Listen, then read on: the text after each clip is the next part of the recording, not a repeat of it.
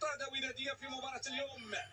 بعد الهدف الاول من جانب فريق الجيش الملكي، الوداد يعود ليسجل التعديل، ثم بعد ذلك يصل وصاله مع الشباك للمره الثانيه ويسجل الهدف الثاني عن طريق اللاعب محمد رياحي الذي تمكن من زياره الشباك. شوف طريقه، كيفيه سلب الكره وكيفيه اخذ الكره بهذه الطريقه وبهذا الاسلوب ستدخل ضمن تمحيص ورقه الباطل. طبيعي الوداد لعب بهذه الكيفيه، ثم بعد ذلك الاستفاده من الخروج بعد الشيء للحارس. الحارس نشوف هنا بن عبيد المهدي، لكن لعبت ببراعه من محمد رياحي الذي تمكن من زياره الشباك.